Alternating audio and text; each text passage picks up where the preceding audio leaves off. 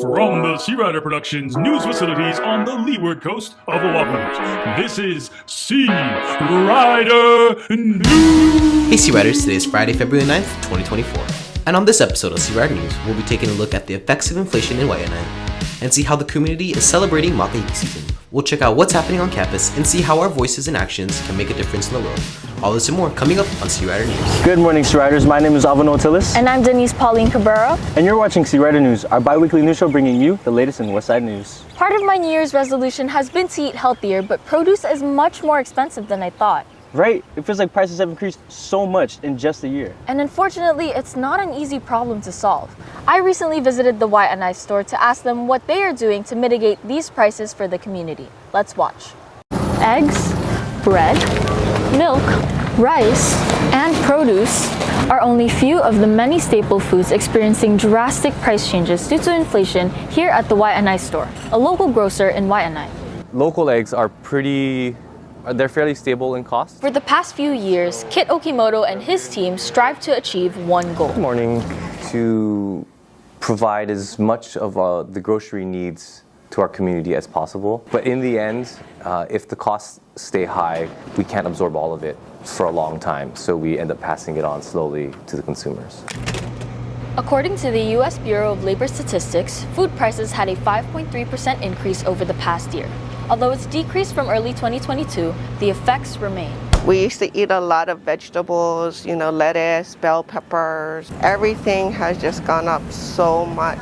Say within maybe a week, it could have shot up to $1 more. So you kind of steer away from that. And we don't want our customers to get sticker shock, and we don't want them to get the wrong idea that prices are going up so much and why aren't we doing anything to control it. The Waianae community is considered a food desert with only 2 grocers and a small handful of farms.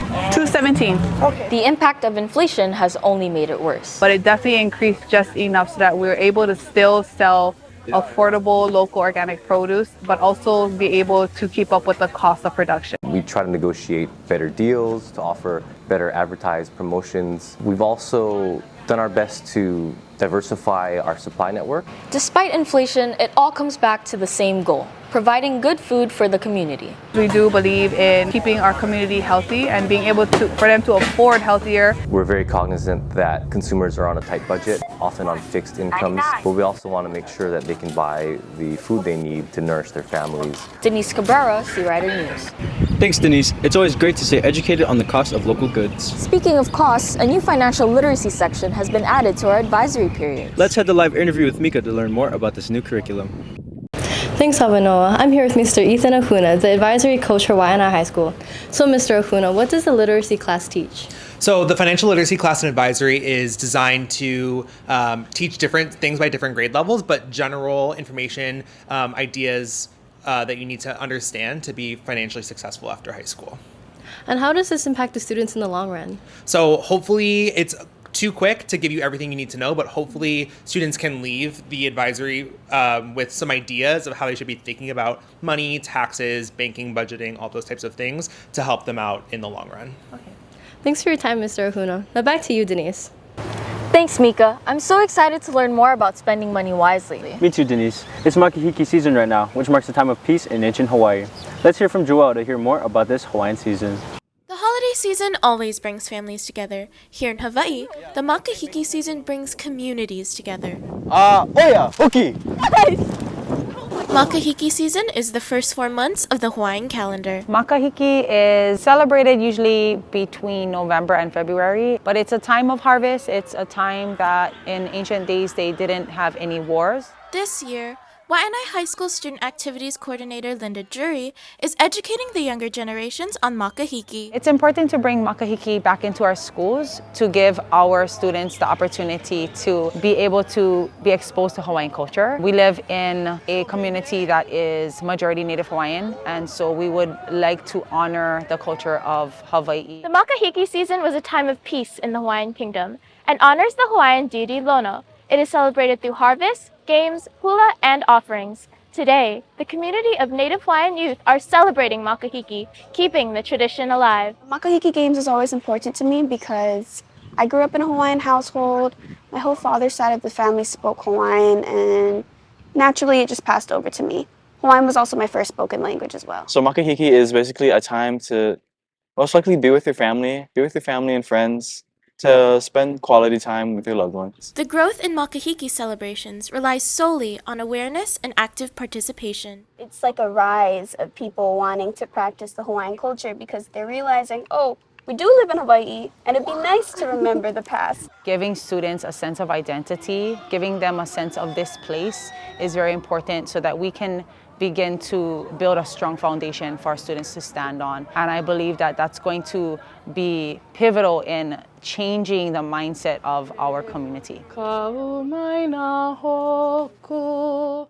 For Cultural Education Coordinator Kaila Alva, she believes holding cultural events at Waimea Valley helps connect people of all backgrounds. Waimea puts on a big festival or a traditional holiday like this. A lot of communities from around the world will find things that are akin to them. But this holiday is about more than just coming together. It is also helping to perpetuate Hawaiian culture. Not only is it a sign to everybody that we're flourishing, but it's a point of security and pride for Hawaiian people to see that these things are continuing. And there was a long period in Hawaiian history where these ceremonies weren't allowed to be practiced. So it's healing to see all of these things go on again. Joelle Angelica Ivasco, Searider News. Thanks, Joelle. It's the perfect weather to be playing Ulu Maika with your friends. It sure is. I hope the weather stays this nice. Hey Mariah, what's the weather looking like? Hey guys, over the next few days we'll be seeing highs of 78 and lows of 67. We've got sunny weather all throughout the week with winds up to 12 miles per hour. A great time to kick back, relax, and enjoy the 3-day weekend. Tomorrow's surf is 5 feet on the west side. Thanks, Mariah. That's the perfect conditions for a Searider Surf Club to catch some waves. For sure. Well, let's see what's happening on campus with Shirley. And I'm Shirley Wells, and here are your general announcements. And on this day in history, Jay picked #1 in the first NFL draft. Let's take a look at what's happening this week on campus. Today's lunch is corn dogs, baby carrots, and mixed fruit. Tomorrow's breakfast is cinnamon roll and fresh fruit. Pauhana time today is 2:15. The classes of 2027 and 2026 are selling Valentine's Day candygrams pre-orders at the Lokahi wall today, Friday, February 9, 2024 at lunch. Send a sweet treat and message to a loved one or a friend. Candygrams will be sold for $3 for one or $5 for two, and will be delivered on Valentine's Day during second period. Calling all buddies, we will have our Welcome Back Club meeting on Friday, February 9th in A106 during lunch. Bring a friend and your lunch. See you there! Today's word of the day is fizzle. Fizzle describes materials that are capable of undergoing fission. Today's photo of the day was taken by @Searider Student Union. If you want your photo featured on the bulletin, make sure to hashtag it #WhyNightStrong. For more information, check us out at kaleowhynight.com. If you enjoyed today's announcements, make sure to smash that like button, subscribe to our YouTube channel, or follow us on Instagram and TikTok. And here's your quote of the day. Back to you, Albanoa.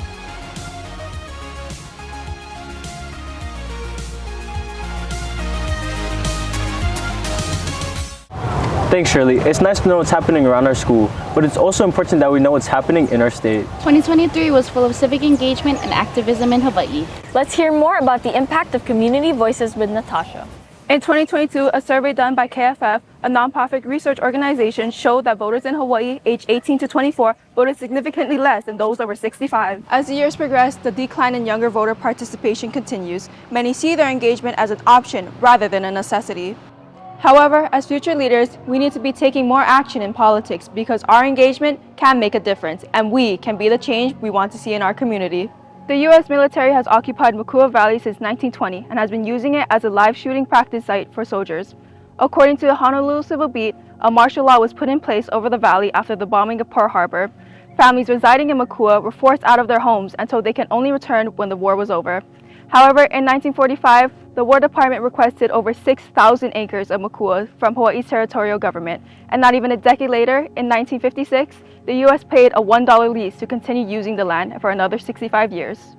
Malama Makua is a prominent activist group in the fight for Makua Valley. They educate the public on the history of the sacred site, organize protests, and share updates of official documents regarding the land's ownership.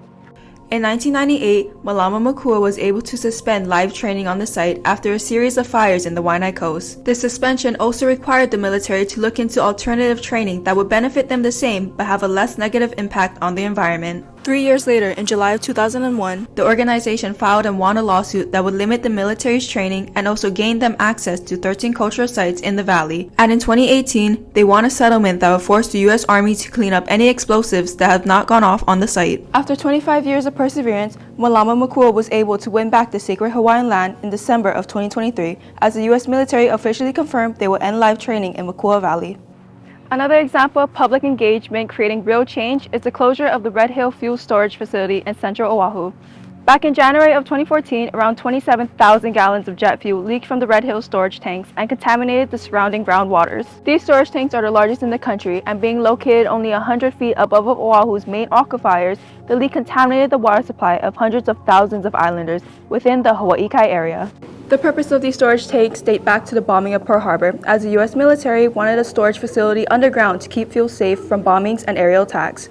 However, this leak sparked a conversation of whether we should keep the storage tanks, as it's no longer needed for its intended purpose. In 2019, the Sierra Club, an activist organization that works to protect Hawaii's land, water, and wildlife, alongside the Honolulu Board of Water Supply, opposed an attempt made by the U.S. Navy to gain a 5-year permit to operate Red Hill. The hearing for this lease wouldn't take place until 2021, but in March of 2020, an oil sheen had begun forming in the water near Pearl Harbor. This information wasn't disclosed to the public until late 2021. The Honolulu Civil Beat reports the U.S. Navy kept it to themselves since they knew it would affect the hearing. Another leak occurred in November 2021 with 19,000 gallons of jet fuel, and again a year later in 2022 with 1,100 gallons of toxic fire suppressants. These leaks compiled accumulate to nearly 70,000 gallons of toxic fuel contaminating Hawaii's waters. A chemical smell was noted from military residents drinking water, as well as individuals getting sick throughout this period. Later testing showed high levels of gasoline, diesel fuel, and petroleum in water samples of the surrounding area, including water collected from Red Hill Elementary. The Sierra Club has played a huge role in bringing attention to this crisis. From protests in Honolulu to calling on President Biden to shut down the facility, they've been leading the fight for safer drinking water. After learning about the 2020 leak and how the Navy kept quiet in an effort to win their lease, the Sierra Club filed a public complaint with the Department of Health demanding they should be more transparent with something related to the public's health. Later, during a 2021 emergency order to defuel the tanks, they filed a motion that would pressure the Health Department into making sure the Navy complies with the order. Through their constant fighting and resilience, the first reading of a bill that gives the city overview of big storage facilities like Red Hill was approved in 2021, as well as the council passing a resolution to permanently close and remove the Red Hill tanks in March of 2022. Finally, in December of 2022, the U.S. Navy complied with the public's wishes and requested a closure-in-place plan for the facility. When we look at Red Hill and Makua Valley and how they reached their solutions, Red Hill was able to get justice much faster than Makua because of social media. From Instagram posts to Twitter threads, people were more knowledgeable about Red Hill because of their engagement on social media. We're at a point where you don't need to fully commit yourself to an activist group to make a difference. Something as small as interacting with a post can boost coverage and spread the word. So whether you're joining a civic club or sharing an Instagram post, getting involved in these issues will make a difference in its timeline of being solved. So I encourage all of you to take that next step, no matter how big or small, and be the change we wish to see in the world. Thanks, Natasha. That was a great reminder that our actions can spark change in the islands. I agree. These actions not only impact us, but also the aina or land in the long run. Definitely. So let's head to Dillon to see how students on campus malama or take care of the aina. Hey Seariders, I went on campus asking you guys how you ma'alama aina or take care of the land. Just clean up trash wherever there is and just throw them away in the trash. Participate in picking up rubbish at the beach, specifically Pokai Bay, and I rake up leaves in my yard. I like to recycle, take out invasive plants. I like to keep mindful of what I'm doing within the world. I make sure that I preserve water and throw away my trash. I stop littering, dropping like trash to the floor. I take care of the land by picking up after myself. I usually just throw away any trash that I have in my room or outside, and I pick up after others. I like to recycle all my bottles and cans. Picking up pieces of trash I see lying around. Well, you just gotta have initiative. It's not always about cleaning after yourself, it's also about cleaning after others. Thanks, Dylan. Our Seariders are taking care of our community in so many different ways. From big to small, we can all make a difference. For sure.